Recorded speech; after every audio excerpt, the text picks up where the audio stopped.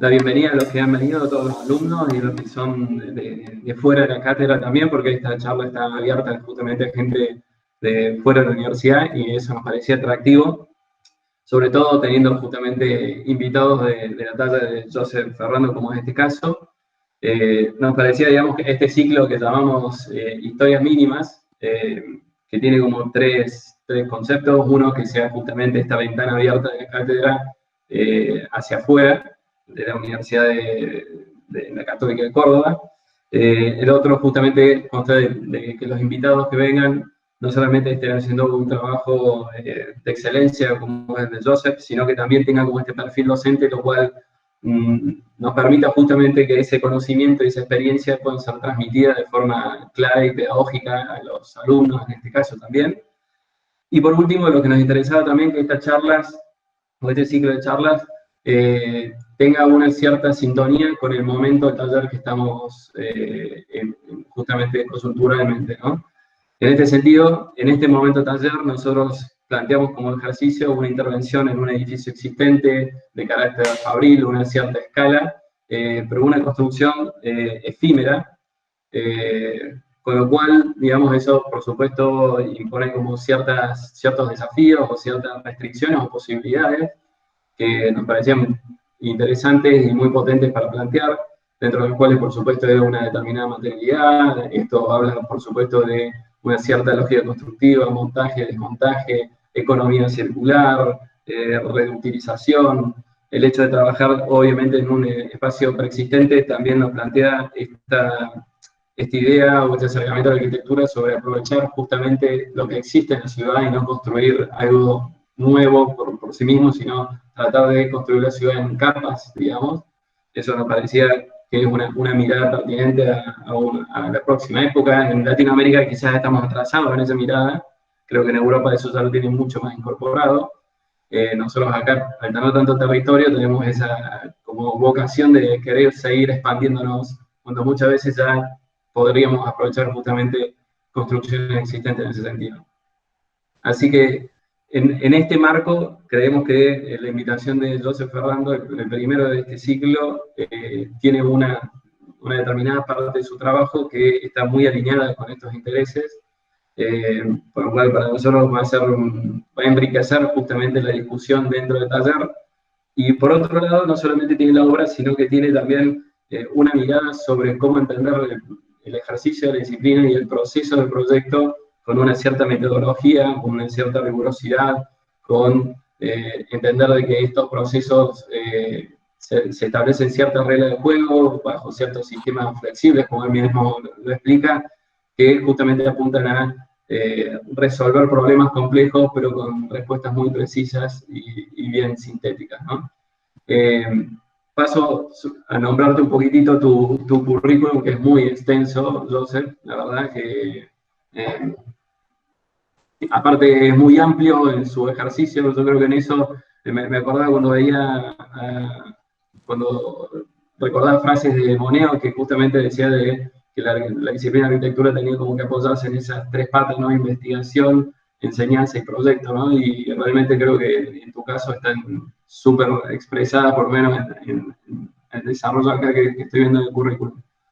Joseph es arquitecto de Barcelona y director del despacho Joseph Ferrando Arquitectura, actividad también que complementa con la académica de decano de la Escuela Técnica Superior de la Arquitectura de La Salle, ETSALES, y también gestor cultural, director del Centro Abierto de Arquitectura de Barcelona y Departamento de Cultura del Colegio de Arquitectos de Cataluña, época que esa institución fue reconocida con el Premio Nacional de Cultura. Su trabajo ha sido expuesto en diversos países y ha realizado muchas muestras monográficas de la obra en bienales como la de Venecia en el 2014, en la prestigiosa galería Architecturforum AES en Berlín y el Museo de Arte Moderno MAM en Río de Janeiro. En 2016 formó parte de la exposición Unfinished del pabellón español de la Bienal de Arquitectura de Venecia, galardonado justamente con el León de Oro de la muestra. Justamente este ejemplo lo hemos mostrado en la clase pasada, así que más que pertinente también.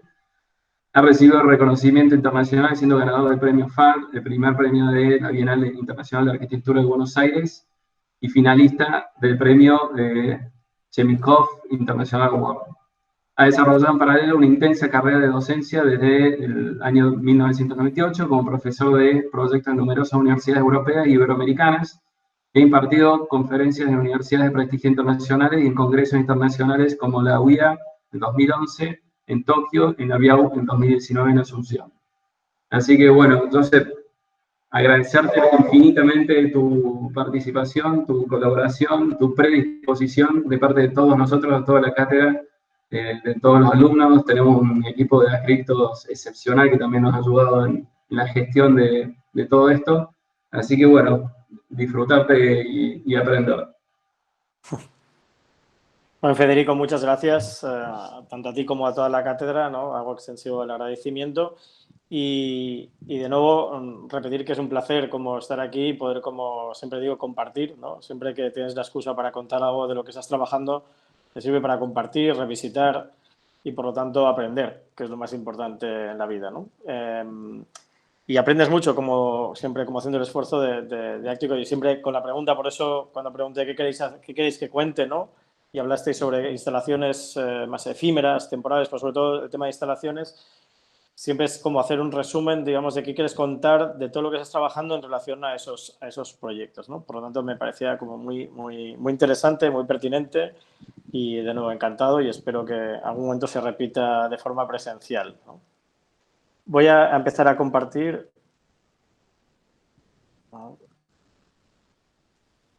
Por favor, apaguemos cámaras, digo, para que optimizarlo. Bien. Y ahora solo me puede confirmar que se esté viendo, que se vea, ¿sí? Sí, perfecto. Sí, se ve. Vale, gracias.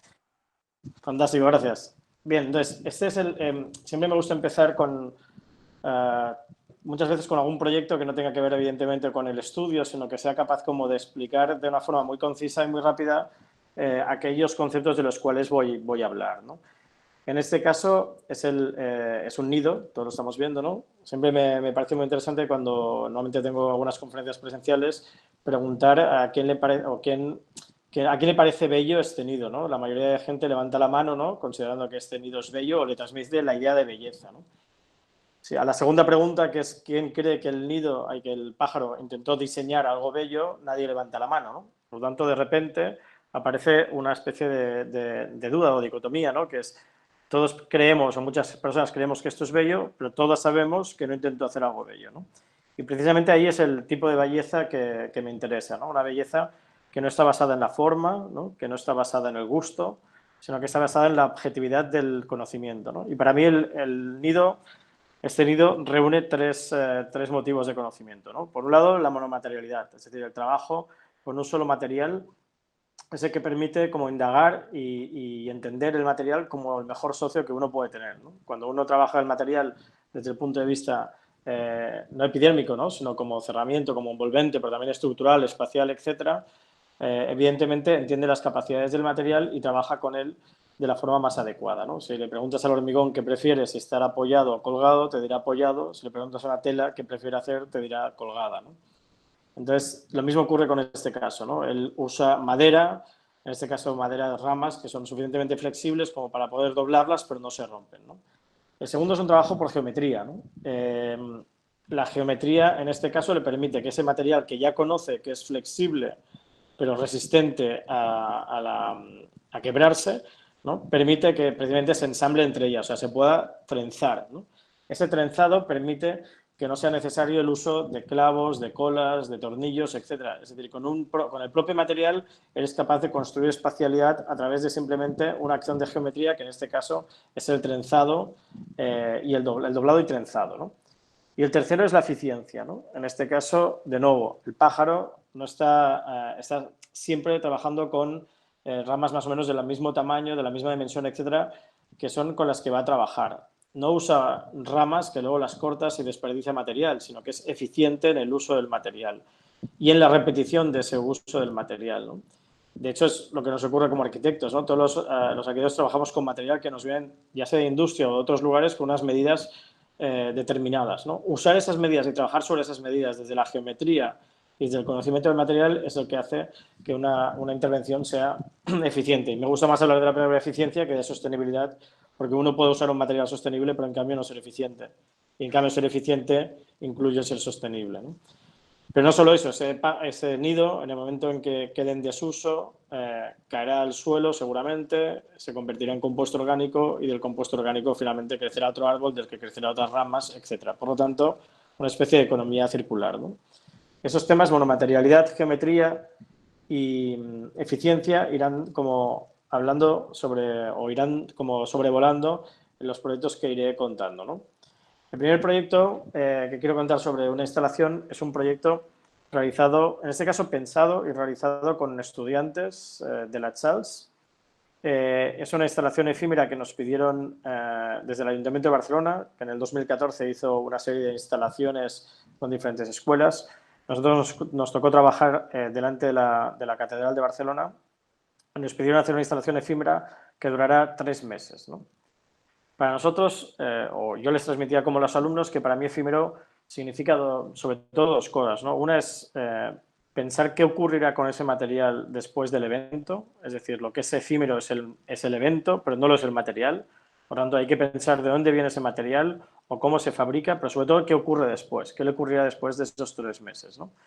Y el segundo elemento también importante en lo efímero es pensar cómo esa actuación, digamos, destruye cero el lugar. Es decir, es capaz de reposar en ese espacio, casi como si un pájaro llega a un lugar, bebe agua y se va, ¿no? Sin destrozar, sin cambiar el lugar, ¿no? En ese sentido, nosotros, como decía, nos pedían como trabajar delante de la catedral. Justo hicimos este pabellón, que es un pabellón de 20 metros de largo, 22 para ser más exacto, de 6 metros de ancho. Justo colocado en el límite, veis que aquí aparece una calle curvada. La calle curvada está indicando, tanto a la izquierda como a la derecha, está indicando el rastro, la huella de la antigua muralla romana, ¿no? Por lo tanto, estamos en el límite de lo que era la antigua muralla romana, principio de la ciudad medieval, ¿no? Y más arriba, al norte, nos quedaría la ciudad contemporánea digamos, definida, ¿no? Y marcada por el ensanche de Barcelona. Quisimos trabajar de una forma como muy abstracta y casi definiendo un poco lo que antes comentaba Federico, ¿no? La idea de sistemas flexibles, ¿no? Cómo construir elementos, sistemas, ¿no? Digamos, más que formas, sistemas que permitan mutar y cambiar, ¿no? A través de sus propias excepciones. Es decir, la excepción se convierte en regla y, por tanto, se convierte en flexible el sistema y, no, por tanto, riguroso y no rígido. En ese sentido, queríamos como reflejar las 3 épocas constructivas, ¿no? Desde la idea de los romanos y el acueducto romano que había aquí, desde la idea medieval a través de las vueltas catalanas y después, finalmente, la idea de la grilla, ¿no? De la ortogonalidad y rigurosidad del ensanche de Cerdà. Y vamos a trabajar con la pieza, digamos, digamos, mínima que fuera capaz, por repetición, de construir esas espacialidades, ¿no? Después de un tiempo de trabajando, finalmente decidimos hacer una pieza muy simple, ¿no? Que de nuevo parece esa cosa que cuando la ves dices, bueno, es inmediato, pero no es inmediato porque se trata de cómo haces, y es una manera, digamos, una metodología de trabajo que hago en el estudio, ¿no? Y es que normalmente lo que hago es hacerme muchas preguntas y cada vez hago más preguntas, pero hay menos respuestas que incluyen a todas las preguntas. Es decir, al principio yo empiezo un proyecto haciéndome preguntas, respuesta, pregunta, respuesta. Y poco a poco voy siguiendo haciéndome preguntas, pero intento que las respuestas aunan, ¿no? En cada vez en menos respuestas. De manera que finalmente haya una respuesta única, no a una pregunta, sino a todas ellas. Y en este caso ocurría, ¿no? Esta es una pieza de 40 centímetros de largo por 4 centímetros de ancho por 1 centímetro de espesor. Su asimetría de 1 centímetro por 4 centímetros hace que la misma pieza encastada en el borde, ¿no? Si te encastas la misma pieza en el otro sentido, estás construyendo tridimensionalidad. Es decir, la tridimensionalidad se construye no formalmente, sino por el sistema de encaste, ¿no? O sea, simplemente pensar esa construcción tectónica desde la unidad, pero también desde la unión, ¿no? Permitía construir tridimensionalidad. Otra cosa que ocurría es que esta pieza entonces tenía como una situación de visión, digamos, asimétrica, ¿no? A veces más opaca, plano, o a veces mucho más transparente a través de la visión de 1 centímetro. Y aquí vemos cómo esa misma pieza, girada a 90 grados, construye de línea a plano y girada a 90 grados, que es el encaste que antes decía, construye tridimensionalidad. Esa misma pieza construye el apoyo, ¿no? Finalmente es la pieza que toca al piso. Pero otra cosa que ocurría, y es lo que vemos aquí en el borde, que una de las preguntas que ocurría y al ayuntamiento le preocupaban es que esta instalación efímera, que como decía, duraba 3 meses, fuera escalable, ¿no? O sea, que por la noche pues alguien escalara esta pieza o algún niño lo escalara, etcétera. Precisamente esta tridimensionalidad, donde cada vez aparece un plano, digamos, frontal y otro perpendicular, otro frontal, otro perpendicular, hacía que esto se convirtiera en una especie de porco spin, ¿no? Que hacía inviable la escalada, ¿no? O sea, poder subir sobre él. Este era el número de piezas indispensable, o el mínimo de número de piezas para construir una cierta espacialidad, una burbuja de aire, digamos, en su interior, ¿no? Aquí lo vemos cómo se trabajaba por geometría. Solo pusimos esos tornillos por seguridad. El ayuntamiento le dio miedo que en algún momento alguien intentara llevarse algunas piezas de souvenir y entonces sí que pusimos esos tornillos. Vemos cómo aparece la idea de plano y la idea de ortogonalidad, ¿no? Y aquí vemos cómo apoya en el suelo, ¿no? La misma pieza es la que está no solo en el plano frontal evita la escalaridad, sino que en el plano vertical apoya en el suelo. Y aquí aparece la única pieza que es diferente, ¿no?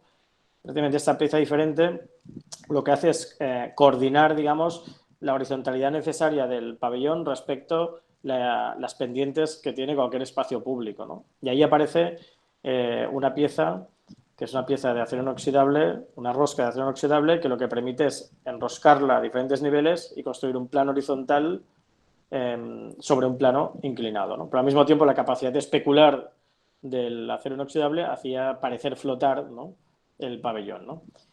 Un pabellón que, como veis, tiene múltiples apoyos y eso tiene que ver con el segundo de los puntos que decía, ¿no? Si el primero era qué ocurriría con este material, ¿no? El segundo era cómo, digamos, afectar lo mínimo posible el lugar, ¿no?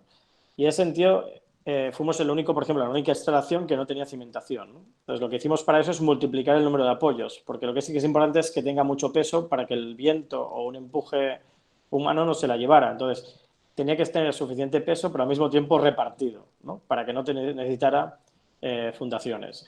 Un poco el efecto Fakir, ¿no? Las personas estas que andan sobre los clavos, que en el momento en que hay muchos clavos no se pinchan porque reparten el peso. Y es un poco lo que hacíamos de forma invertida.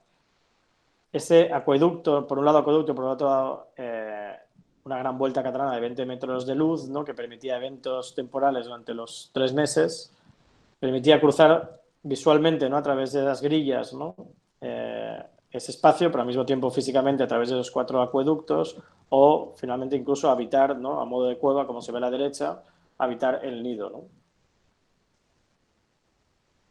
Aquí vemos diferentes perspectivas, ¿no?, de espacio.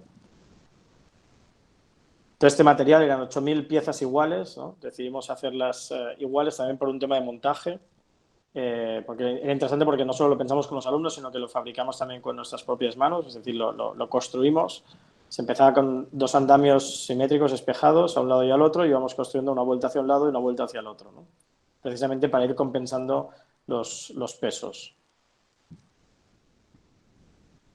Esas 8.000 piezas, cuando terminó el evento de 3 meses, ¿no?, fueron a diferentes escuelas jardín, de diferentes guarderías de la ciudad, ¿no?, cosa que habíamos comprobado, digamos, que a los niños les encantaba durante el evento, ¿no? Todos disfrutaban y veían que ese acueducto de 4 puertas para los adultos, tenemos que siempre entender que el espacio público no solo es de los adultos, sino también de los niños, ¿no? Y los niños convertían ese acueducto de 4 puertas en un acueducto de múltiples puertas, ¿no?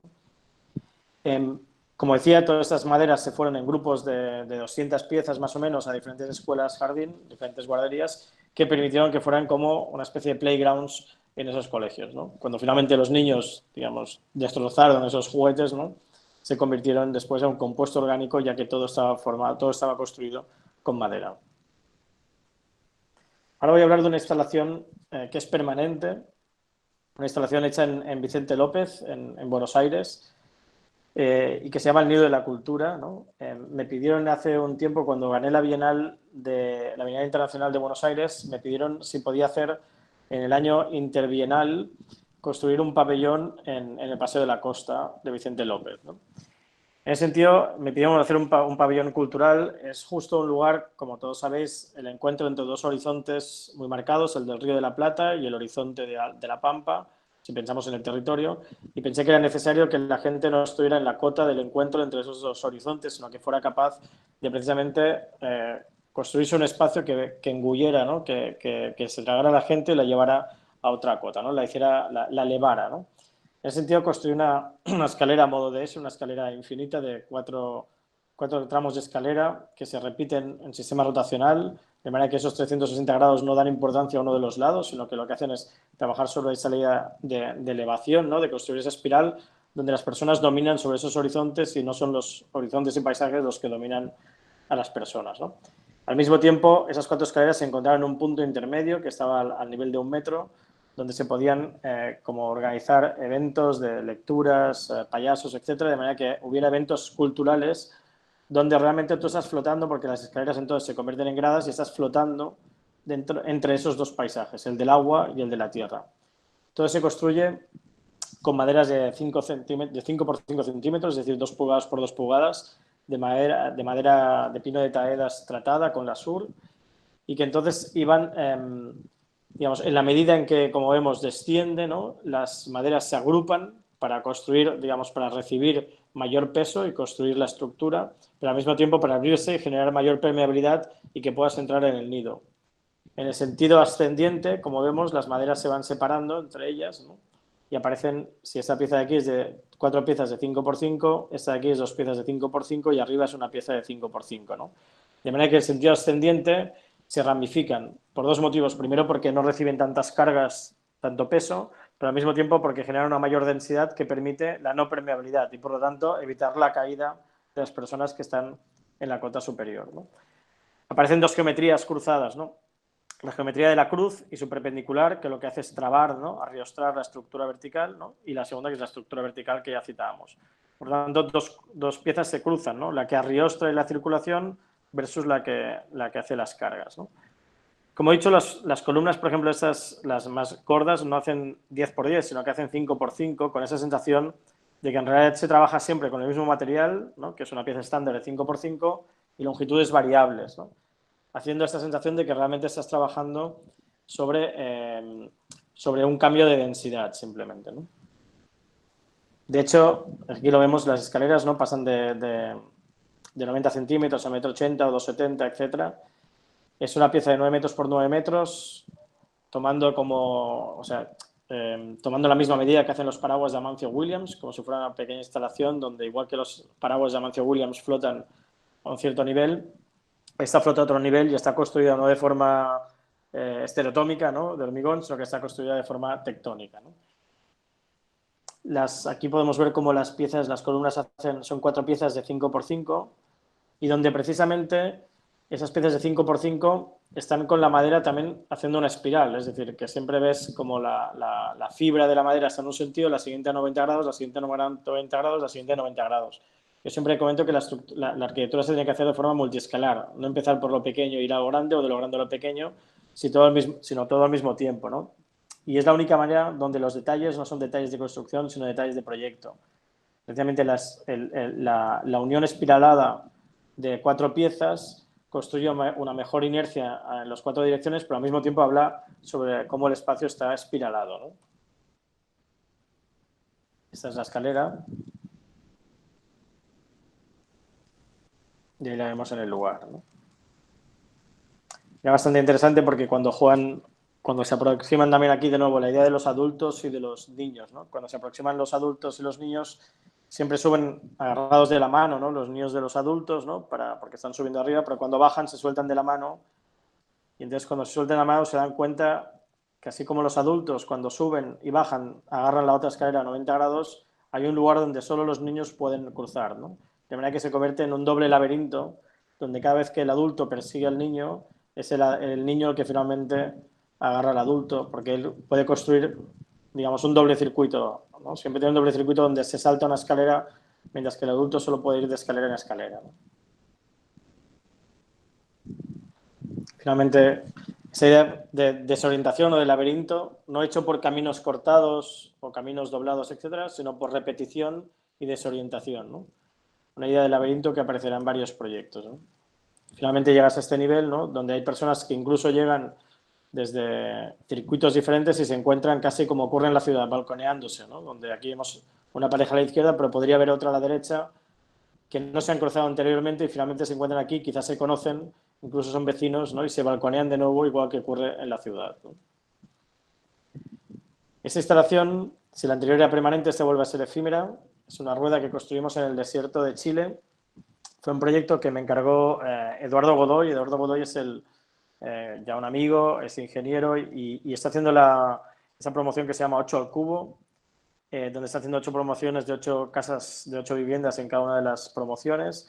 Y para la promoción 3 y 4, que son de 8 arquitectos chilenos, perdón, y 8 arquitectos japoneses, me pidió que hiciéramos también en este caso con algunos alumnos de la Universidad Finisterre, dirigida en este caso por el decano Filipe Asadi, me pidió si podíamos diseñar, ¿no? Desde el estudio, que yo diseñara una puerta, un umbral a esas 16 casas y que luego construyéramos esa puerta en 4 días en el desierto delante del océano con 50 estudiantes de dicha universidad, ¿no?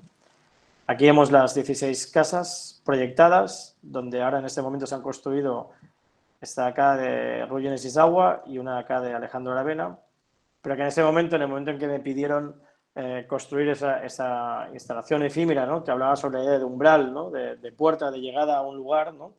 No había ninguna construida, ¿no? De hecho, cuando empecé a mirar las fotos de Google Maps, ¿no?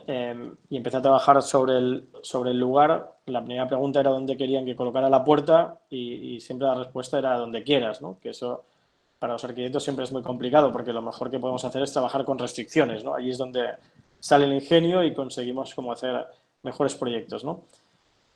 Pero veis como al final la respuesta fue precisamente que al final estaba en ningún lugar, ¿no? Porque ya se veían los primeros dibujos donde finalmente la propuesta fue una rueda. Ahora veremos por qué, pero la rueda lo que permitía era entender que la puerta estaba en todos los lugares y en ningún lugar al mismo tiempo, ¿no? Al principio empecé a trabajar en el proyecto, ¿no? Empecé a pensar en algo que tuviera relación con el horizonte, porque es lo único que está inmóvil en este lugar, ¿no? La tierra, el paisaje, el agua, la vegetación, todo cambia. Lo único que no cambia es el horizonte. Pero por suerte en una de las fotografías que me enviaron para poder empezar a trabajar sobre el proyecto, apareció como desdibujada esta vía del tren que vemos en el centro. Es una vía del tren que recorre todo el país de norte a sur y que está obsoleta, está en desuso. Aquí incluso vemos como en algún momento queda desdibujada por la arena arrastrada por el viento. Y precisamente lo que pensé es que era fantástico, que era lo que necesitaba, ¿no? Es como si llegaras a una sala de estar gigante con un sofá y no supieras dónde colocar el sofá, ¿no? Y de repente encontraras que hay una alfombra, ¿no? Pues el sofá va encima de la alfombra. Y aquí ocurría lo mismo, ¿no? Era muy difícil como pensar cómo hacer la puerta, ¿no? Metafórica de entrada a 16 viviendas, es decir, cómo construir una cierta domesticidad en la puerta, pero al mismo tiempo que tuviera una escala territorial, una escala de paisaje, ¿no? Y en este caso la vía del tren la podía dar, porque de repente, como todos sabemos, la construcción de un proyecto no termina en su propia construcción, sino en todo aquello que afecta al proyecto, ¿no? Por lo tanto, intervenir sobre la vía del tren significaba que automáticamente la vía del tren me la apropiaba, ¿no? Y se convertía en el zócalo de esa intervención. Por lo tanto, de repente estaba haciendo un proyecto que ocupaba todo el país, ¿no? Es una vía del tren, como veis, bastante antigua, tiene escasamente 1 metro de anchura los perfiles, con lo cual era bastante difícil también trabajar, construir esta instalación. A los costados veis que hace unos desniveles, por lo tanto no podíamos trabajar desde el costado, teníamos que trabajar desde el interior. Y lo que empecé a trabajar, o que trabajaba, fue una rueda, que es una rueda hecha siempre de nuevo la misma pieza, son 800 veces la misma pieza, hecha de madera tratada. Y para que fueran exactamente las 800 piezas iguales, aparece una junta que, si en el caso de la instalación de Barcelona era de traba, en este caso no es de traba, sino que aparecen lo que vemos en la parte inferior derecho, ¿no? Esos especie de cromosomas que llamaba, que son las X y las Y, que eran unas planchuelas que permitían unir estas maderas, ¿no? Una rueda siempre tiene que estar construida de ruedas, es decir, una rueda no puede ser una sola rueda, sino que debe ser una rueda de ruedas, porque hay la rueda que recoge la energía, en este caso la del viento. Hay otra rueda que multiplica la velocidad, hay otra rueda que, por ejemplo, cambia la dirección, etc. Eso se entiende leyendo o mirándose los libros del Codex Atlanticus, por ejemplo, de Leonardo da Vinci, ¿no? Donde todos esos dibujos explican cómo los molinos se construyen a través de un conjunto de ruedas, ¿no? Y aquí es lo que hicimos, era una rueda de 8 ruedas, 4 a cada lado, cada una con sus funciones, y como decía, siempre la misma pieza, ¿no? Y aquí aparecía la dificultad, ¿no? Cómo construir una rueda que normalmente funciona a través de dos sistemas, un sistema radial en el centro y un sistema tangencial en el borde, ¿no? Y lo que hicimos precisamente para construirlo siempre con la misma pieza es ir cambiando 8 veces el ángulo, ¿no? Aquí veis como este rombo, ¿no? Que conforman 4 piezas, tiene un ángulo, un segundo ángulo, un tercero, un cuarto, un quinto, un sexto, un séptimo y un octavo. De manera que si ibas cambiando el ángulo en la medida que te alejabas del centro y te acercabas a su perímetro, lo que hacías es cambiar la posición del rombo radial en el centro a un rombo perimetral y por lo tanto circular en el borde, ¿no? Por lo tanto, podíamos construir una rueda con una misma pieza, no haciendo radios y circunferencias, sino con la suma de 800 piezas, 8 ruedas, 8 ángulos. Aquí vemos cómo lo construimos, ¿no? Dos andamios, uno seguido al otro, del cual colgaba tenemos aquí una polea, colgábamos la guía central y entonces eso nos permitía trabajar desde el piso, ¿no? Por seguridad también de los 50 estudiantes y profesores que nos desplazamos allí para construir el diseño, ¿no? Hacíamos el primer anillo, izábamos desde la polea el eje y hacíamos el segundo. Esto para la rueda gigante. Las ruedas pequeñas, como vemos abajo a la derecha, sí que se podían hacer en el piso y simplemente luego girarlas. En la grande, que era 6 metros de diámetro, no podía ser. 6 metros porque precisamente aún tiene como esa escala doméstica de una doble altura, de un doble espacio de una casa, pero al mismo tiempo 6 metros tenía como la dimensión suficiente para tener presencia encima de la vía del tren y presencia en el paisaje, ¿no? Aquí vemos la construcción de esa instalación.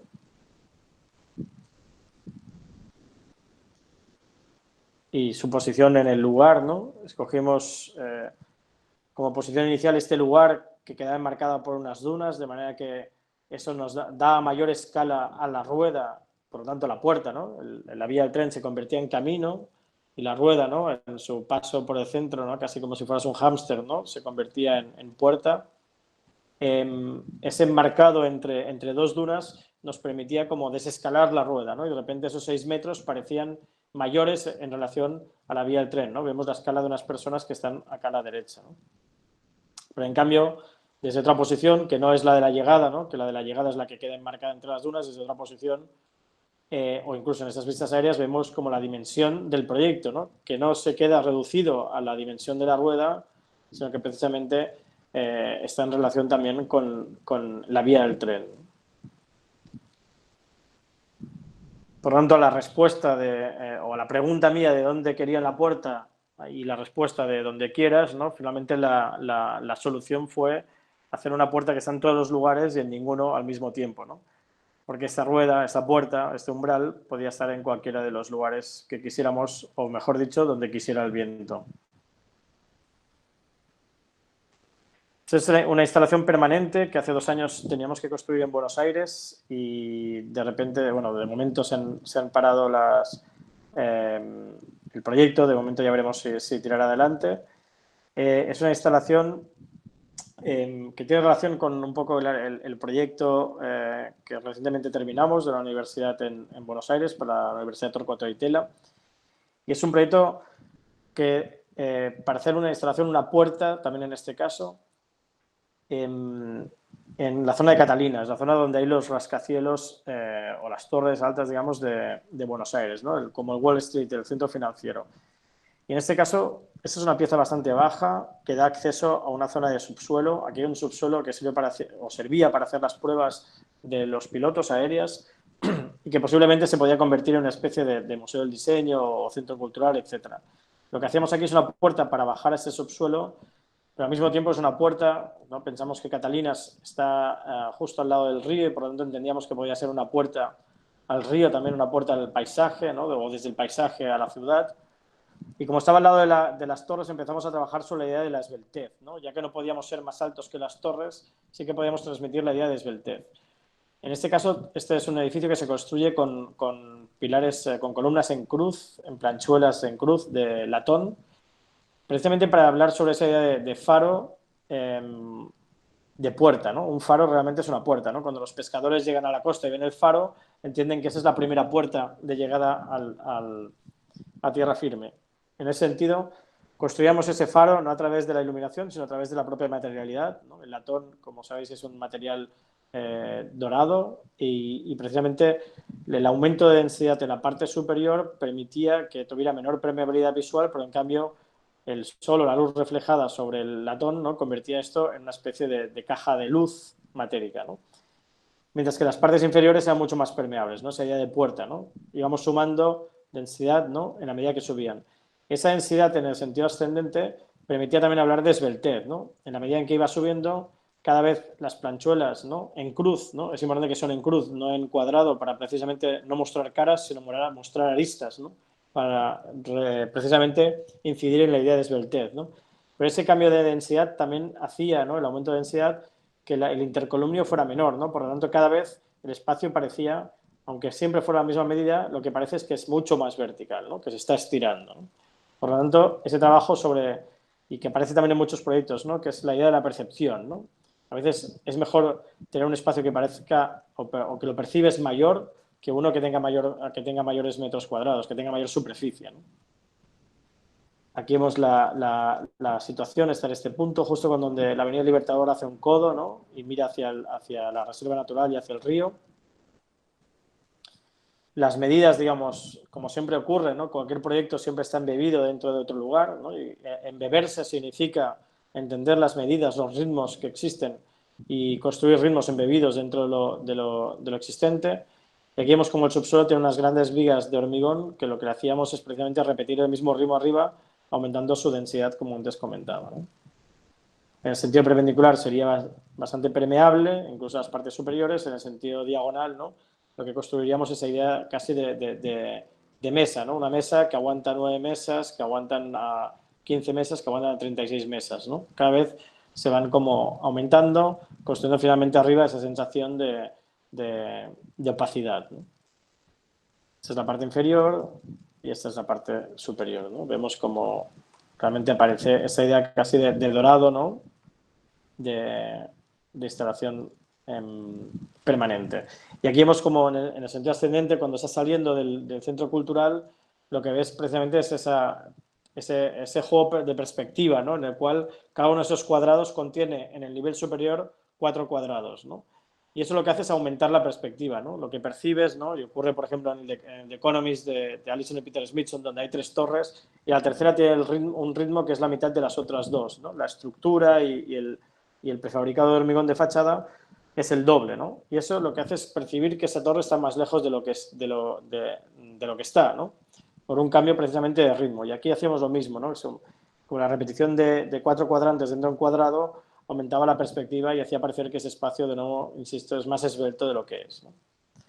Esa idea de construcción de un techo, ¿no? Que hemos ido viendo, o de un cobijar, ¿no? De construir un shed, ¿no? Un espacio cobijado, es algo que siempre voy trabajando en los proyectos, ya digo, en cualquier escala, para precisamente construir domesticidad, ¿no? La domesticidad no está relacionada con la vivienda solo, sino que está relacionada con todos los programas y también con todos los tiempos. También una instalación debe ser doméstica, ¿no? Debe construir una cierta domesticidad.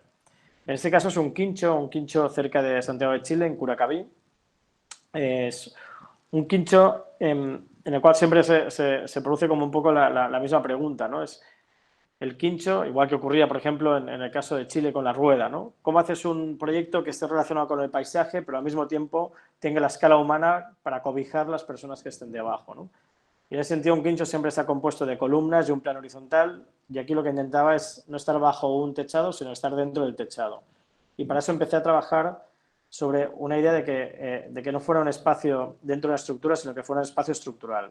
Y en ese sentido, esa cercha, ¿no? Esa especie de viga, construida siempre con piezas, de nuevo, de la misma medida, en este caso de 20 centímetros por 5 centímetros, y luego longitud siempre 4,5, 1,5, 3, 4,5, 1,5, 3, de manera que siempre es un tercio, 2 tercios del 4,5, que de nuevo es una medida estándar, ¿no? Iba construyendo como este zigzag, casi como si se pudiera plegar y desplegar, ¿no? Esta construcción, pero al mismo tiempo lo que estaba haciendo precisamente este zigzag, ¿no? Que es una especie de telar de madera, ¿no? Como si fuera un telar, pero en lugar de textil de madera, lo que está construyendo es una cota inferior virtual, ¿no? Como un techo virtual inferior a escala humana y un techo virtual superior a escala paisaje, ¿no? A escala de los árboles, montañas, etc., ¿no? Por lo tanto, ese zigzag está construyendo dos techos en uno, ¿no? Esas piezas, ya pasamos al siguiente, la construcción de esto como si fuera un telar realmente se construyó como tejiendo, ¿no? Y esos puntos que vemos aquí negros, apliqué un poco algo que había hecho ya construyendo los muebles de mi casa, tanto las mesas como la cama, los sofás, etcétera, donde lo que hago es como construir en seco, ¿no? Es decir, no poner cola ni tornillos ni nada, sino que simplemente es unir varias maderas juntas y pasar, en el caso, por ejemplo, de mi casa, es una varilla de hierro, en este caso eran tubos de acero de 9 centímetros de diámetro, tubos huecos, que pasan de costado a costado, como hilando, ¿no? Están hilando las maderas, y finalmente hay una rosca al final que lo que hace es contener, ¿no?, a compresión las maderas, ¿no? Por lo tanto, las maderas no tienen tornillos, sino que simplemente aguantan a compresión.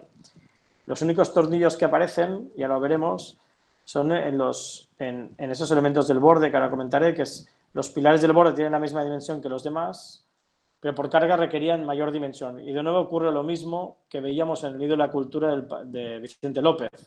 En lugar de hacer una columna de 10 por 10, eran una columna compuesta de 4 piezas de 5 por 5. En este caso son dos piezas, de nuevo, como de telar, ¿no? Primero pasa una, luego la otra, luego la otra, luego la otra. Las columnas están hechas de dos piezas de 20 por 5. Y para que no se toquen, cuando entren en carga, no se toquen entre ellas por el pandeo, sí que aparecían unas arandelas de madera que tenían unos tornillos que fijaban, digamos, o evitaban el pandeo. Y ahí es el único punto donde aparece el pandeo, ¿no? Ahí es donde aparece el tornillo. Aquí vemos la planta, es una planta donde se explica la idea del telar, ¿no? Cómo las piezas del 1,5 y 3 metros, que es un tercio, 2 tercios de los 4,5, se cortan en el sentido perpendicular, es decir, se explica la idea de la articulación, ¿no?, de cómo están unidas, y no se cortan en el sentido formal, o sea, no se cortan siguiendo el ángulo del espacio, sino que precisamente estas salientes de aquí lo que hablan es de la articulación, ¿no?, de la idea de cómo se compone ese espacio. Y aquí vemos esta cota inferior virtual en relación con las personas y arriba una cota superior virtual relacionada con el paisaje, ¿no? Muchas de las construcciones lo hemos visto, ¿no? La primera de Barcelona la diseñamos y construimos con alumnos, la de la Rueda la diseñé en el estudio y la construimos con alumnos. En este caso, debía ser una construcción que pudiera hacer la propia familia o con amigos, digamos, de la familia, ¿no?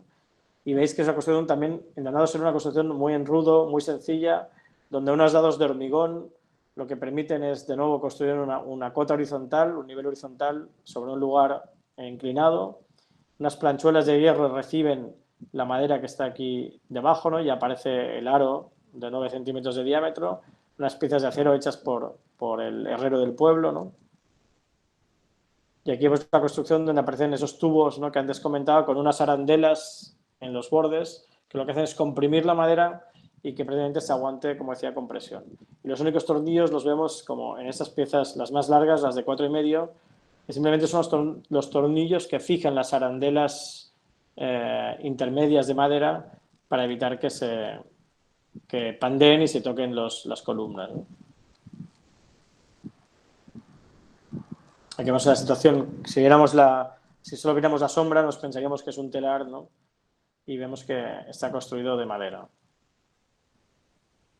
La cota inferior, la cota superior, y la sensación, pensar que con el tiempo esto envejecerá, se convertirá en gris y finalmente acabará pasando desapercibido en el lugar, ¿no? Ese color amarillento dorado le irá desapareciendo, ¿no? Y finalmente el último proyecto, y es el que es motivo, digamos, del cartel de la charla, es una instalación que hicimos en el año 2019 para Construmat. Construmat es una feria de construcción que se organiza en Barcelona cada 2 años.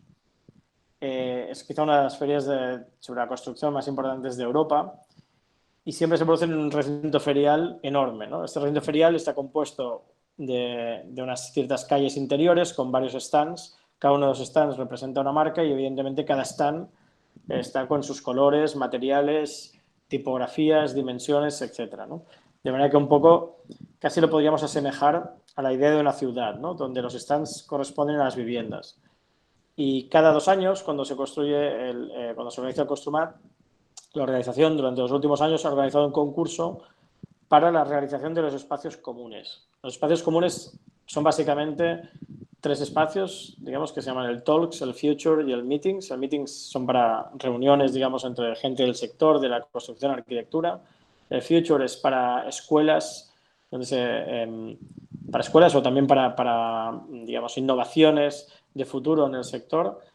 Y finalmente, el Talks, que es el más grande, perdón, que es donde se producen conferencias, ¿no? Pensar que el espacio, para mí, bueno, haciendo referencia a lo que decía antes, si los stands eran las viviendas, para mí esos lugares eran los espacios comunes de esa pequeña ciudad, ¿no? Como si hablaras del teatro, la biblioteca, el museo, etc. Para eso era necesaria una cierta monumentalidad, para construir esa idea de lo común, ¿no?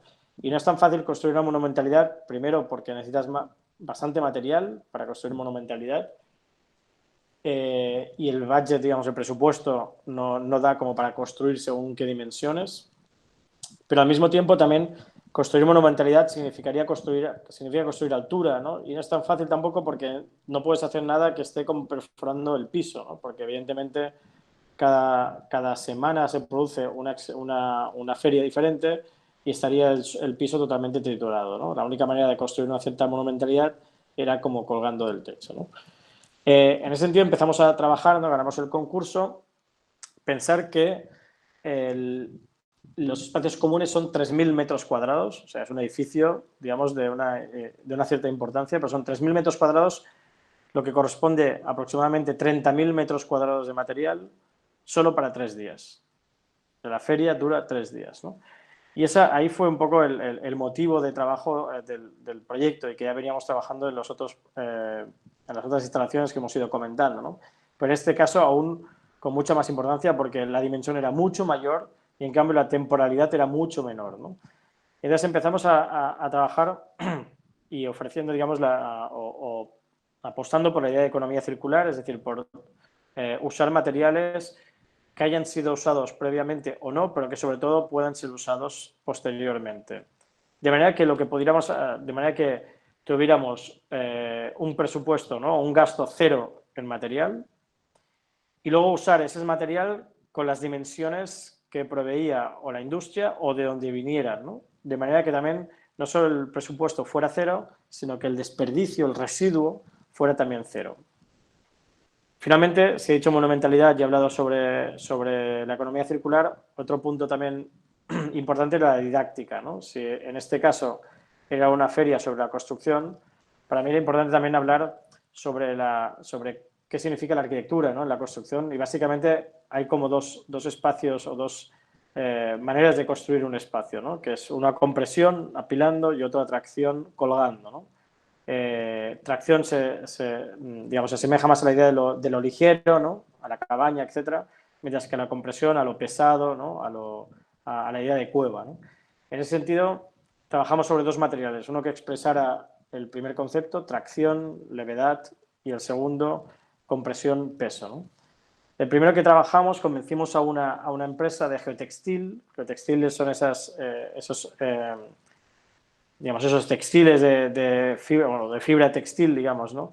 Que se usan como capa interior, digamos, de las azoteas, de manera que siempre es algo que nos cubre, que nos cobija, pero que nunca vemos porque es una de las capas ocultas en la construcción de una azotea. Y en este caso pedimos a una casa que nos dejara 200 rollos, ¿no? Esto viene de industria en rollos de 2,20 metros de ancho por 200 de largo, y lo que hicimos es colgar este elemento, ¿no? Haciendo catenarias que optimizaran su longitud, de manera que nos las dejaban 3 días, las desenrollábamos y luego finalmente después de 3 días las volvíamos a enrollar y las devolvíamos a la empresa para que construyera precisamente o para que fueran usadas en lo que era su destino final, ¿no? Que es las azoteas, etc. Por tanto, esta idea de que simplemente nos han dejado durante 3 días un elemento, lo hemos transformado dándole otra forma, en lugar de forma de rollo, forma de catenaria, pero finalmente se enrollan y vuelven a su estado natural. Elegimos el gramaje de 180 gramos por metro cuadrado porque era el que todavía nos daba como una cierta translucidez de ver a través, pero al mismo tiempo el peso necesario para que construyera la geometría de la catenaria, ¿no? Si no, no tenía suficiente peso como para construir esta geometría, ¿no?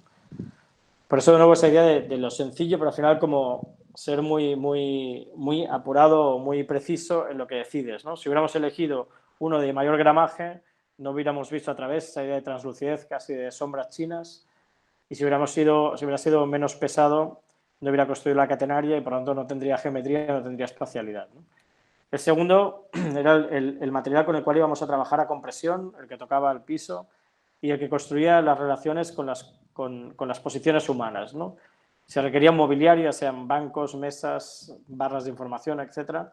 Y lo que hicimos es pedir al equipo de construcción de la Sagrada Familia si nos podían dejar durante 3 días todas las vigas metálicas que usaban para trasladar dentro de la obra o incluso fuera de la obra y acopiar, digamos, todos los elementos prefabricados de hormigón de la fachada. Y nos dejaron las vigas, pero pensar que, claro, las vigas nos llegaron como nos llegaron, digamos, ¿no? O sea, que cada medidas diferentes, etcétera. Y esas las apilamos y construíamos el mobiliario, de manera que resolvíamos la compresión, tracción por esos dos materiales, ¿no? Esa es la axonometría que define el espacio de 40 metros por 40 metros, el espacio de los torques. Tenemos la idea de puerta también, ¿no? De cómo una puerta no simplemente no se reduce a cruzar un plano horizontal, no se reduce a cruzar un vano, sino que una puerta es una aproximación, ¿no? Es un recorrido. Pensar que el recinto ferial tiene 12 metros de altura, aquí pasábamos a 6 metros de altura en esta gran catenaria, de los 6 metros de altura se iba reduciendo la altura hasta llegar a 2 metros de altura y de 2 metros de altura entrábamos en lo que era el espacio de conferencias, ¿no? Por lo tanto, pasábamos de 12 a 6, de 6 a 2 y de 2 entramos en un espacio que entonces volvía a tener 4 metros de altura, ¿no? Esa idea de aproximación, ¿no? de domesticar el espacio vuelve a referirse a lo que antes decía de la domesticidad en cualquiera de los usos y en cualquiera de las temporalidades, ¿no? Estar sentado escuchando una conferencia debajo de 12 metros de altura, ¿no? Donde hace 2 días han hecho a lo mejor una feria de ganado, hace que ese espacio no lo sientas, digamos, cómodo. En cambio, construir esa especie de cueva, nido, ¿no? De cueva hecha de una forma textil, ¿no? Y blanda, nos permitía como construir esos recorridos y esa domesticidad, ¿no? Este era el espacio de los meetings, este era el espacio del future, diferentes catenarias. Y aquí y de una forma muy rápida, no entraré mucho en muchísimos detalles, ¿no? Pero hay como toda la precisión de entender cómo los elementos de nuevo están embebidos en otros elementos, ¿no? Aquí vemos como la catenaria, aquí vemos los 2 metros de ancho más 2 metros, 4 metros, es decir, cada 4 metros aparecía un trus, ¿no? Que era esa estructura de aluminio de la cual colgaban las catenarias geotextiles.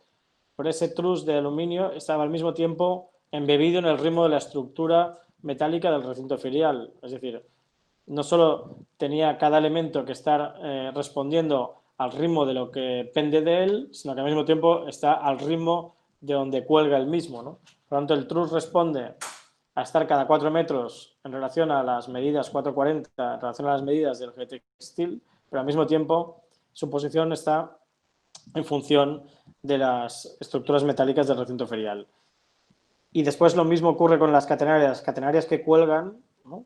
Están siempre cruzándose con unos cables que están cruzando transversalmente todos los trus, ¿no? Y que cuelgan en función del ritmo de triangulación del trus. Por lo tanto, el sistema flexible, ¿no? Que permitía que las catenarias fueran mutando, ¿no? Que fueran más anchas, más estiradas, menos estiradas, están en función de un tablero de juego que era el cableado que pasa con el ritmo de las triangulaciones del trus, ¿no? Por lo tanto, de nuevo, esa idea de sistema flexible, de cómo los ritmos se embeben entre ellos para construir esa especie de coreografía casi invisible, ¿no? Donde no te das cuenta que al final el cable es en función del trus, el trus de la estructura metálica y el geotextil respecto al otro, etc. Y aquí vemos cómo se iban formando como las diferentes catenarias, ¿no? Si las catenarias de borde eran más densas, las segundas cambiaban de posición medio módulo, de manera que tú no pudieras ver en el sentido transversal, intuyeras, pero no pudieras ver en el sentido transversal. Para que el plano frontal fuera recto, implicaba que cada 2 geotextiles, el módulo segundo fuera 1,5 en lugar de 1, ¿no? Para que precisamente en el sentido transversal fuera discontinuo, pero en cambio cuando llegaras a los bordes fuera continuo, ¿no? Aquí vemos la gran catenaria, ¿no? De 40 metros de longitud, que pasa de 6 metros de altura a 2 metros de altura, ¿no? Y construye la puerta, ¿no? Estas son las imágenes que presentábamos en el concurso, como todo este sistema de 40 metros por 40 metros de geotextil pende y se queda flotando a 45 centímetros del piso. Cuando llegas a ese punto central, ¿no? Girabas, ¿no? Y había otra catenaria, ¿no? Que generaba otro umbral que finalmente daba pie a la entrada al auditorio, que era este. Cuando hacíamos esas imágenes nos imaginábamos que las vigas nos vendrían todas iguales, pero evidentemente no fue así. Cuando llegaron tuvimos que proyectar al mismo tiempo que construir, ¿no? Y esto también es como, digamos, da bastante adrenalina, ¿no? Que estás como dibujando a escala 1:1, ¿no? Que es como construir con lo que te llega, ¿no? Las vigas que nos llegaron tenían muchos colores diferentes o oxidación diferente, las agrupamos por niveles de oxidación y luego dentro de los niveles de oxidación lo que hacíamos es las apilábamos en el sentido contrario a su longitud, es decir, las pequeñas abajo y las más largas en la parte superior, de manera que actuarán como vigas, ¿no? Las vigas pueden actuar en vuelo, por lo tanto esas pirámides invertidas ponían de relieve cómo trabaja una viga, ¿no? La parte trasera aparecía como otro espacio, ¿no? De que finalmente hicimos unas catenarias más, colgaban más, tenía 3 metros de altura y era el espacio donde aguardaban los conferenciantes, ¿no? Entre conferencia y conferencia, y donde construíamos casi como un jardín. Aquí pusimos muchas plantas, como construir una especie de jardín secreto, ¿no? Y aquí hemos casi lo que decíamos, ¿no? Cómo construir al mismo tiempo. Cada una de esas vigas pesaban como mínimo 1 tonelada, con lo cual nuestro lápiz era esta grúa, ¿no? Y íbamos como apilándolas. La construcción, ¿no? Eran construcciones evidentemente bastante faraónicas, que intentábamos que fueran lo más sencillas posibles. Aquí vemos como todo el sistema de grilla de trus cuelga de las vigas metálicas longitudinales, que van de pórticos de hormigón transversales, de pórtico a pórtico. Y aquí lo que hacemos es colgar esto como si fueran simplemente unas sábanas, siguiendo, como vemos, los cables que en el sentido transversal que siguen el ritmo de las triangulaciones del trus. Cuando esto estaba como construido, lo izamos hasta 12 metros de altura, como si fuera casi un teatro. Y entonces entraron de nuevo el camión con las vigas, las colocaba y luego lo bajamos, ¿no? Esto es en construcción. Aquí vemos ese espacio de jardín secreto, de espacio secreto, donde las catenarias aún cuelgan más. Es interesante ver cómo finalmente es lo que digo, es un edificio de 40 metros por 40 metros, es decir, de 1.600 metros cuadrados, donde simplemente la impulsión de aire, ¿no? De aire acondicionado que existía en el recinto ferial hacía que se moviera ligeramente el edificio, ¿no? Por lo tanto, tú entrabas en un edificio de 1.600 metros cuadrados que está en continuo movimiento, ¿no? Ligero movimiento, ¿no? Y aquí vemos fotos ya más definitivas donde vemos cómo íbamos apilando, ¿no? Las vigas metálicas, primero agrupando por colores o oxidación, luego apilando en el sentido ascendiente por longitud. Y vemos en perfil cómo también ocurría esta cosa y las apoyábamos abajo en un bloque de hormigón que hacía parecer flotar, ¿no? Como las vigas, ¿no? Aquí vemos como 2 vigas una al lado de la otra construye la dimensión de mesa, 2 vigas o 3 una encima de la otra construye el nivel de la mesa y después 2 que siguen construyen el nivel de una barra, ¿no? De información. Por lo tanto, las piezas no tienen forma de mueble, sino que construyen cotas de mueble, ¿no? Siempre les contaba al cliente lo mismo, ¿no? Si tú estás andando por una montaña y estás cansado, te sientas en una piedra que más o menos tiene 45 centímetros, pero no tiene forma de silla, ¿no? Sino que tiene el nivel adecuado para la confortabilidad que necesitas, ¿no? Y aquí ocurría lo mismo, ¿no? La compresión construía situaciones relacionadas con la posición humana, ¿no? Las personas evidentemente entraban por las puertas grandes, la mayoría, ¿no? Por esa especie de catenaria gigante de 40 metros de longitud, pero había gente también que entraba de nuevo por esa idea de laberintos infinitos, ¿no? Que atravesaban en el sentido transversal las catenarias.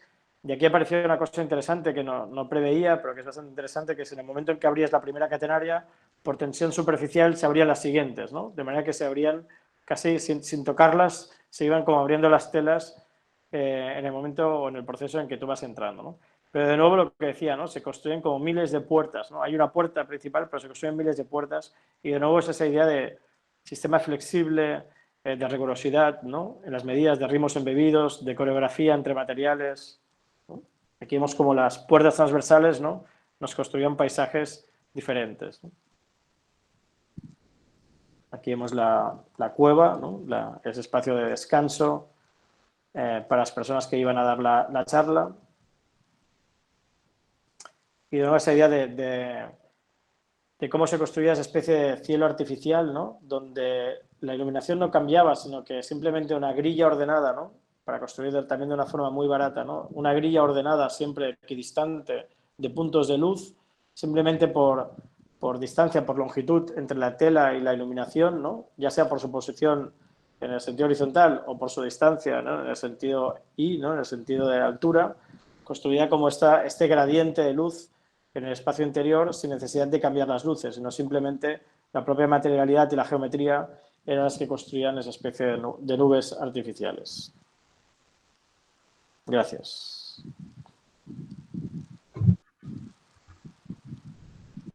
Muy bueno, Joseph. Excelente, excelente. La verdad que... Espero que me ceñí un poco en el tiempo y entrar. No, Creo está que... perfecto. Está perfecto, No, perfecto. muy bueno. Un lujo. Un lujo. Realmente un aporte pero enorme a la cátedra, al taller. Yo creo que lo hemos disfrutado todos. Y por sobre todo lo que decimos al principio, esta condición pedagógica que vos tenés, digamos, que no es tan común de que se unan las dos condiciones, ¿no? La de una obra de arquitectura impecable, como es la y después la persona detrás de eso que lo puede explicar de una forma inclusive más clara que la propia obra en sí misma, que ya de por sí deja entrever justamente los razonamientos que están por detrás de eso, ¿no? Tiene como esa condición la obra de universalidad, ¿no? Pero a su vez también de resolver problemas singulares y específicos del encargo. Así que en ese sentido, me parece que estamos pero más que agradecidos con la explicación y con ciertos conceptos que dejaste que creo que no, a los alumnos le van a aclarar el panorama, nos lo aclaran a nosotros también, como son estos trinomios o esta triada que vos nombrás del mundo material, apuntando justamente a la restricción como un valor, ¿no? También te evita caer en decisiones arbitrarias. Después la geometría, como el inicio de lo riguroso de pensar la estructura y de pensar justamente en el sistema. Y por último la eficiencia, con esa vocación de hacer solamente lo necesario con pocos elementos y con el mayor impacto posible, ¿no? Así que creo que la charla fue increíblemente didáctica y rica, así que bueno, Gracias. ahora Gracias, Federico. le dejamos ahí la palabra a Silvina, que ha recogido justamente la inquietud de los alumnos. Así que bueno, Silvina. Bueno, Joseph, muchísimas gracias primero por tu exposición, increíble, impecable, un lujo. Bueno, y también felicitaciones por tu trabajo. Y también felicitaciones al equipo estudiante porque habían investigado mucho sobre tu trabajo, que lo que se pone en evidencia con las preguntas. Te comentamos que las preguntas estaban preparadas desde esta mañana, por lo cual algunas ya fueron respondidas con tu trabajo. Ellos tenían que prepararlas antes y la verdad que hubo un elenco muy interesante. Hemos seleccionado algunas con el resto de los docentes y te vamos a transmitir algunas que nos parecieron que por ahí complementan lo que vos estabas planteando. Franco pregunta, teniendo en cuenta que el sonido es fundamental y medio para ponernos en contexto y percibir un espacio desde una distinta experiencia sensorial, que muchas veces pasa desapercibida a la hora del diseño. ¿Qué importancia tiene el sonido a la hora de percibir y diseñar espacios? ¿Considera este un medio de percepción espacial relevante? Sí, Te bueno, tiró claro. ahí un te tiró un... Y bueno, me encantó la pregunta, entonces me pareció que podía empezar por ahí, y si no te paso a otra y te la dejo No, no, pensando un no. ratito, No, como no, no, quieras. está perfecto, está perfecto. De hecho, yo creo que el último proyecto lo responde, ¿no? Bueno, Franco, gracias por la pregunta y el sonido es clave, digamos. También depende, siempre digo lo mismo, ¿no? Que no todos los proyectos son iguales, ¿no? En el último era clave, ¿por qué? Porque realmente es un lugar con mucho ruido, ¿no? Pensar que, como decía, es un lugar que se puede tener como una pequeña ciudad, ¿no? Todas las personas que van a los diferentes stands, o los stands incluso con su música o sonidos, etcétera, generan mucha contaminación acústica, ¿no? Y era necesario que cuando llegaras al espacio del talks, ¿no? Las charlas, tú construyas un lugar con una cierta aislación, digamos, ¿no? Y como decía, no es tan fácil porque hasta ahora normalmente no se hacía, no se cubría, digamos, ¿no? Porque no puedes clavar nada en el piso y por lo tanto no puedes construir una cubrición, ¿no? Simplemente se podía llegar a hacer esto en el momento en que estabas como realmente ha entrado un gato en mi casa ahora, ¿no? No, simplemente se podía como construir esto si realmente colgabas, ¿no? Y para poder colgarlo, al mismo tiempo las telas están haciendo este efecto acústico. O sea que realmente el 180 gramos que antes hablaba no solo es un trabajo sobre geometría y y un trabajo sobre translucidez, sino que al mismo tiempo era un aislamiento acústico de los espacios. Por eso había mucha densidad también en los bordes, no solo para ocultar, sino para aislar. Y en cambio esas ondas, digamos, interiores, esas olas, ¿no? Ayudaban también al sistema acústico, ¿no? Sí que construían una confortabilidad acústica, ¿no? Los otros, en otros casos, no era necesario, por ejemplo. Perfecto. Seguramente quedó muy contento con la respuesta. Daniela hizo un poquito de trampa y hizo 3 preguntas, o sea, como si hubiera sido una, pero hizo 3 preguntas. ¿Cuándo deja de ser intervención para convertirse en arquitectura? ¿O simplemente es arquitectura desde el comienzo?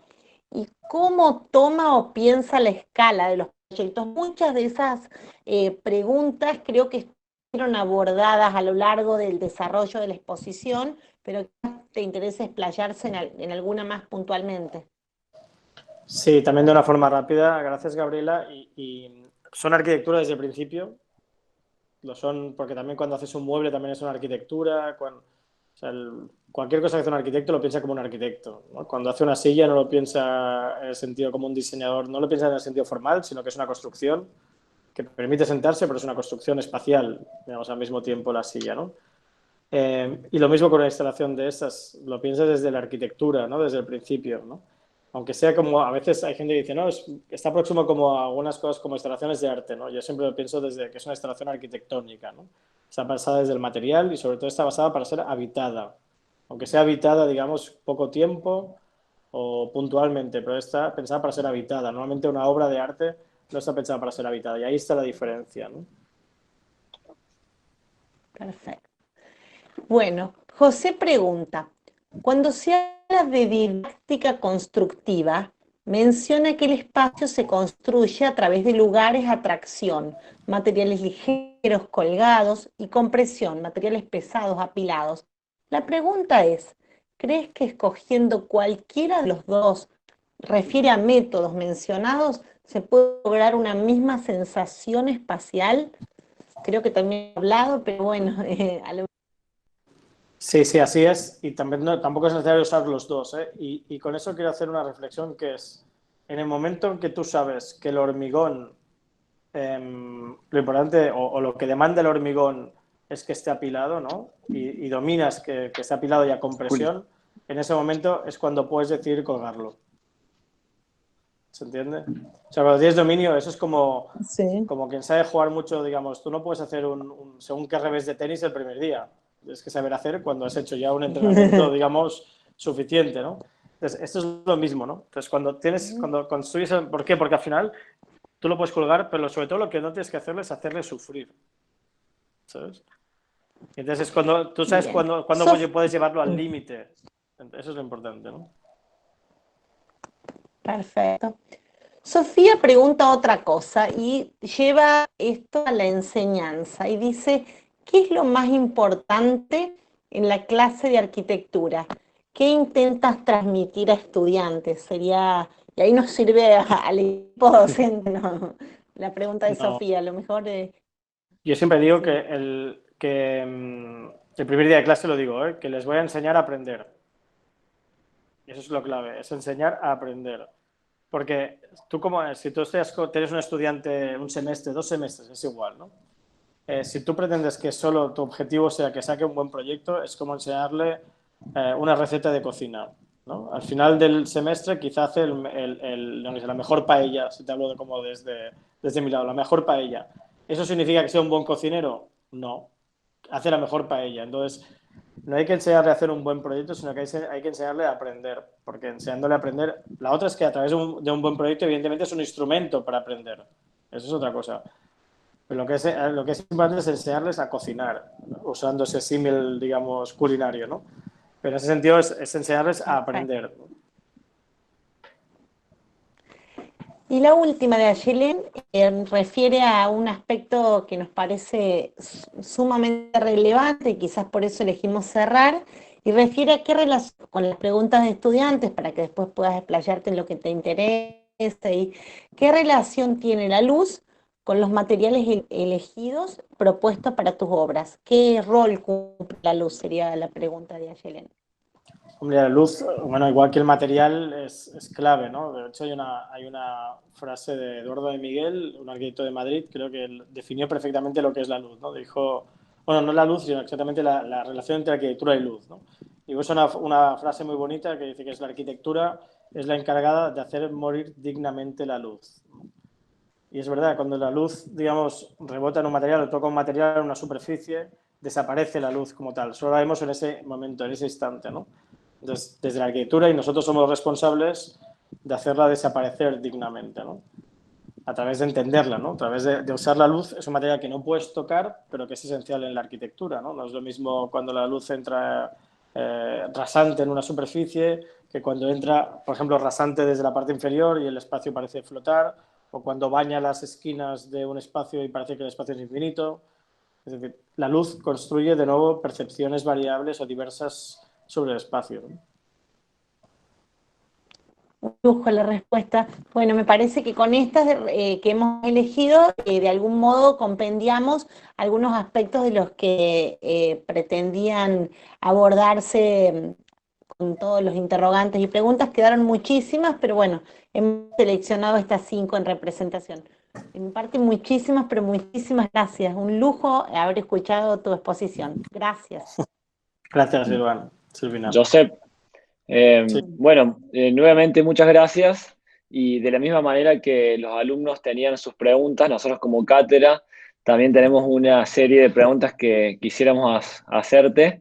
Eh, es un grupo de 3 preguntas o de 3 inquietudes o sugerencias, que la primera es si podrías nombrarnos 3 obras que fueron importantes o fundamentales en tu proceso de formación.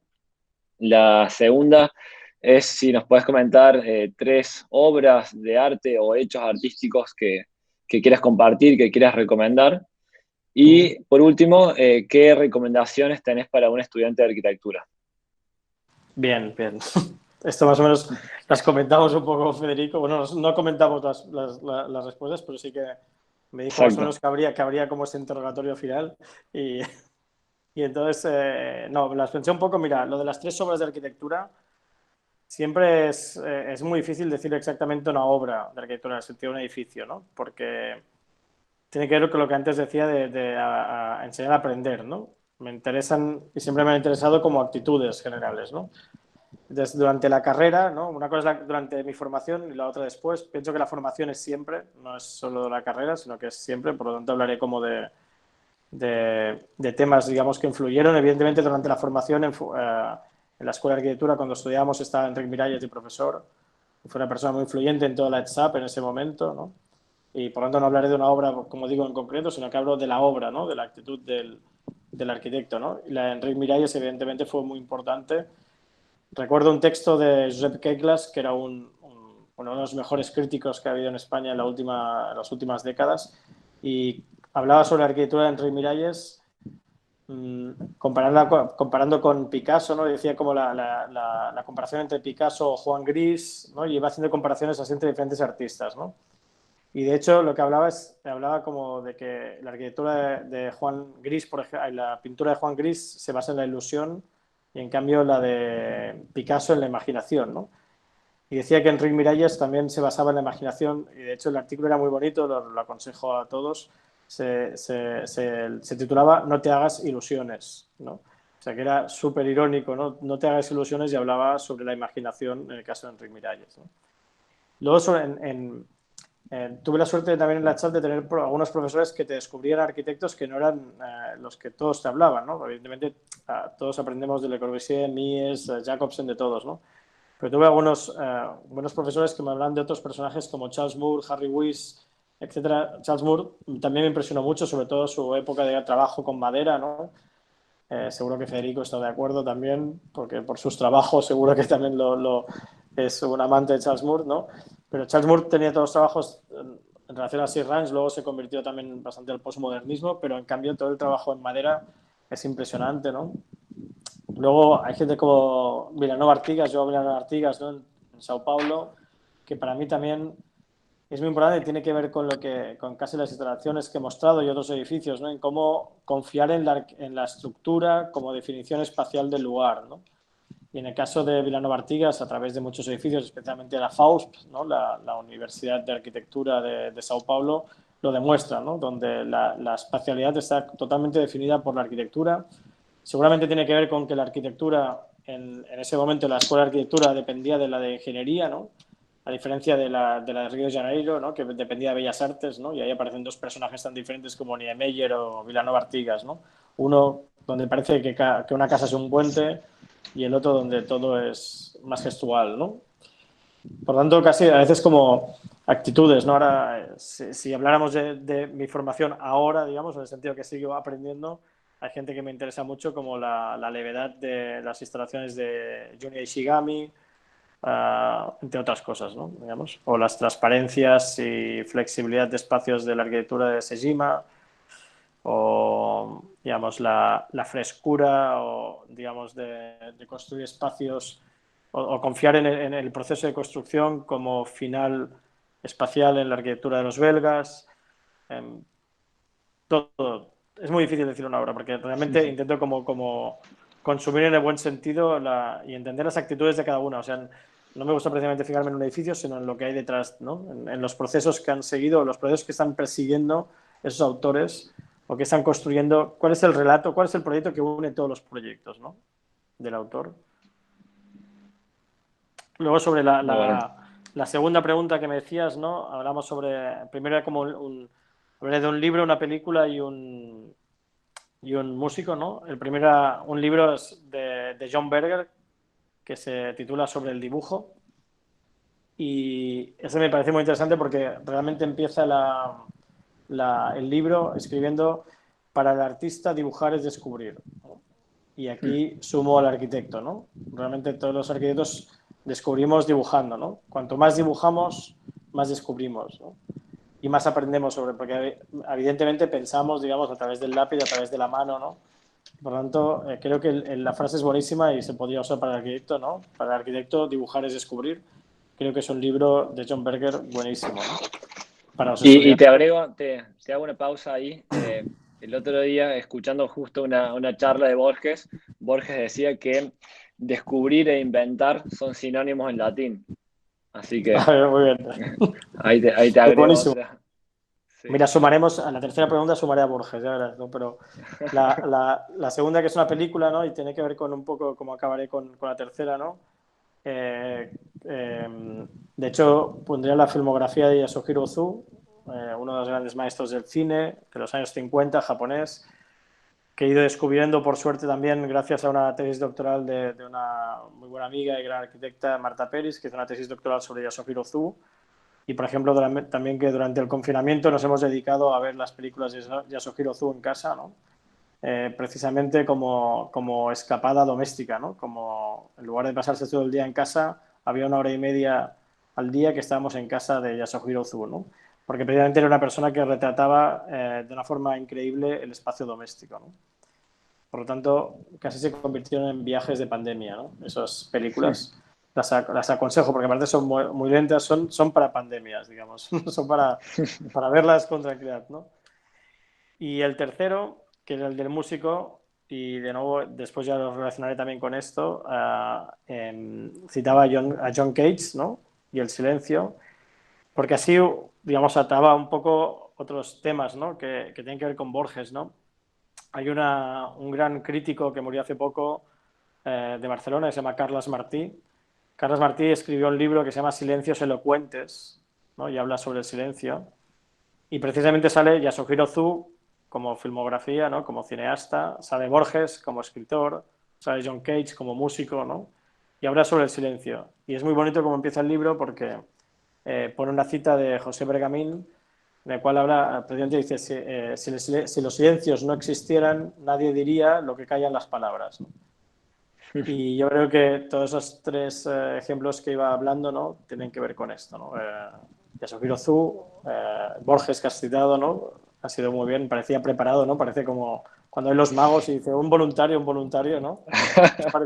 Parecía preparado, ¿no? Porque realmente se suma, es uno de los personajes que está en el libro también. Y precisamente habla de silencios elocuentes y creo que tanto en el espacio como en las demás artes, digamos, es esencial, ¿no? Ahí te agrego yo también algo, Joseph, que es una frase que me gusta mucho también de la música, que dice que la música en realidad es el silencio entre las notas. Es justamente el silencio el que genera una armonía, una estructura, etc. Y uno podría y tranquilamente eso podría traducirse a la arquitectura, ¿no? Que el vacío es en realidad el que construye, digamos, la arquitectura, digamos, el que construye el espacio. Así es, de hecho en el libro habla también de Jorge Oteiza, que evidentemente habla sobre el vacío, y de hecho habla del vacío como del vacío, o Chillida, que hablan del vacío como un vacío activo, o sea, no como un vacío residual, no es el espacio entre lo construido, sino que el vacío es activo, es el que estructura la masa, lo construido, ¿no? Y creo que ahí es muy interesante lo que comentas, ¿no? Exactamente. Bueno, vamos a la tercera sí, te libero. No, la tercera es muy rápida, ¿eh? Lo que aconsejo es vivir como arquitectos, mirar como arquitectos y aprender como arquitectos. No, y en eso hago un resumen, ¿eh? O sea, la arquitectura, y eso es importante para los estudiantes, es entender que es una forma de vivir. O sea, a partir de ahora se ven las cosas diferentes. La cocina se ve diferente, la comida se ve diferente. No significa cocinar, sino vas al restaurante, las cosas las ves diferente, el espacio es diferente, un cine es diferente. Cuando vas a ver una película, lo importante no es el argumento. Es como si la arquitectura lo importante fuera el programa. No lo es. Evidentemente hay que cumplirlo, pero no es importante. Pues tampoco el argumento en una película es lo importante. ¿No? Lo importante bueno, hay un razonamiento de Moneo que es muy, muy interesante, que dice que doy gracias a la arquitectura por permitirme ver el mundo a través de sus ojos, ¿no? Que es más o menos lo que estás diciendo. Obviamente nos modifica, nos pone otro lente y otra percepción sobre la realidad. Así es, bueno, es vivir, mirar y aprender como arquitecto. Bueno, entonces no te queremos quitar más tiempo, aparte allá ya debe ser bastante tarde. Decirte, obviamente, de vuelta es un privilegio tenerte aquí, digamos, haber disfrutado tu charla. Es un lujo haber comenzado el ciclo con tu participación. Gracias. Y agradecerte sobre todo por la generosidad, digamos, que eso es, creo que lo más importante, la generosidad de compartir conocimiento de esta manera. Así que lo hemos disfrutado muchísimo, y en nombre de toda la cátedra, agradecerte infinitamente. Espero que agradezco la invitación y personalmente. Sí, eso digo. Gracias, yo también un lujo. Agradeceros también la invitación, ha sido un placer compartir este tiempo y seguro que habrá oportunidad de vernos en Córdoba. Seguro que sí. Ojalá, seguro que sí. Ojalá que sí. Ojalá, gracias. Buenísimo. Gracias. Buenas noches. Gracias a todos. Muy bueno, Joseph, muchas gracias. Un lujo y aplausito. Muchísimas gracias. Gracias. Gracias. Bravísimo. Muchas.